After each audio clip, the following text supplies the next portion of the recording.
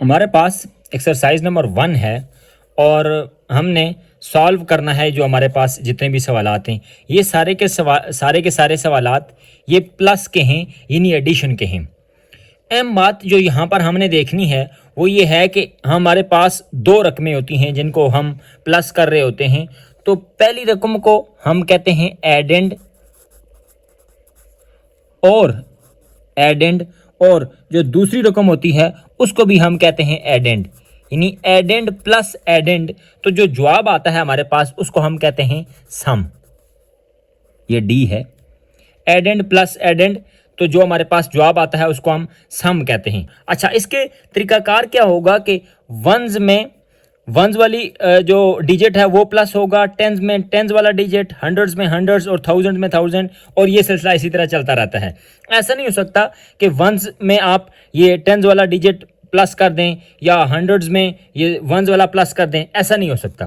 तो हम पहले क्वेश्चन को देखते हैं कि 7 और 5 ये दोनों वंस प्लेस के ऊपर हैं। तो 7 और 5 हो गए 12। अब 12 हम पूरा नहीं लिखेंगे बल्कि 2 लिखेंगे और 1 टेंस के ऊपर कैरी चला जाएगा। अब टेंस में हमारे पास मौजूद है 2 और 1, 2 और 1 हो गए 3 में जो 1 कैरी आया था इसको भी प्लस किया तो ये हो गया हमारे पास 4।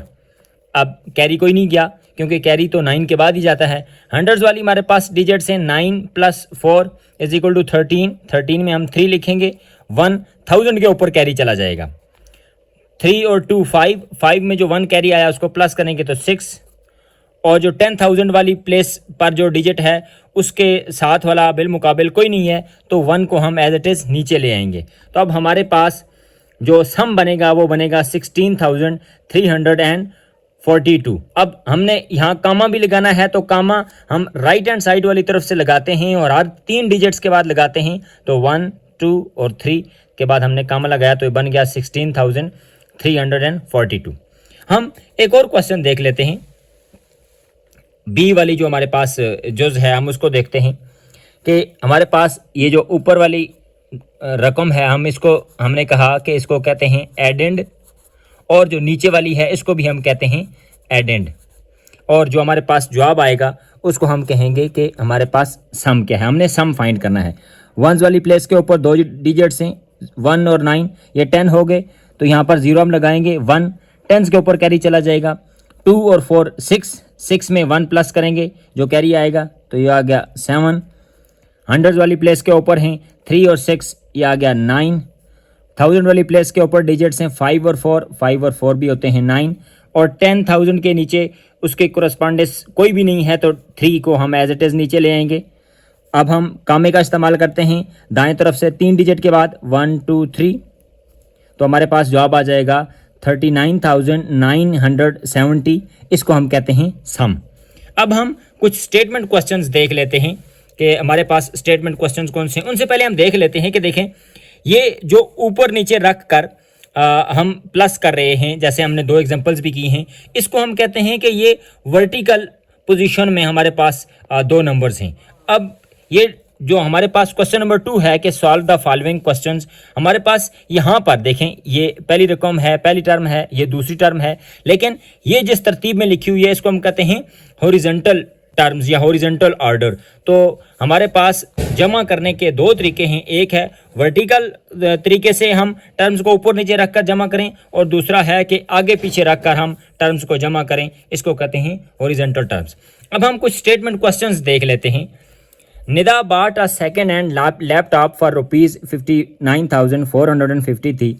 निदा ने एक सेकंड हैंड का मतलब है इस्तेमाल शुदा लैपटॉप खरीदा है 59,453 रुपये में, and spend ₹12,652 on repairing it, और उसने इसकी रिपेयरिंग में 12,652 रुपये लगाए हैं। How much money did she spend all together, हमने बताना है कि ऑल टुगेदर यानी टोटल उसने कितनी रकम लगाई है। तो हम उसका सम मालूम करेंगे, यानी एडिशन का अमल करेंगे, प्लस करेंगे। अगला क्वेश्चन देखें। इन जनवरी 83,215 people travelled on an aeroplane, एक हवाई जहाज़ में जनवरी में 83,215 लोगों ने सफ़र किया। वाइल इन फेब्रुवरी, जबकि फरवरी में 21,084 पीपल ट्रेवल्ड, 21,084 लोगों ने ट्रैवल किया।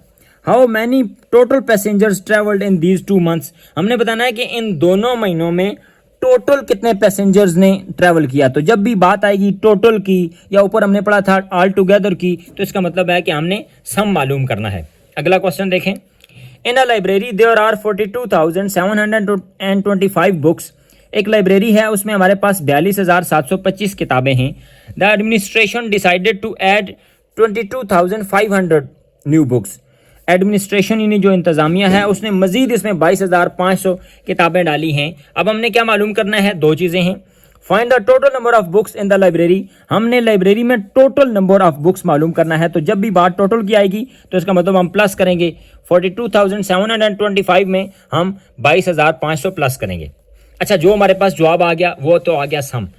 If 23,890 books more books are added, अगर मजीद इतनी किताबें आ जाएं हमारे पास, then find the total numbers, तो जो हमारे पास सम आया था उसमें मजीद हमने ये वाली किताबें प्लस कर देनी है। यानी अब हमारे पास 3 टर्म्स बन जाएगी।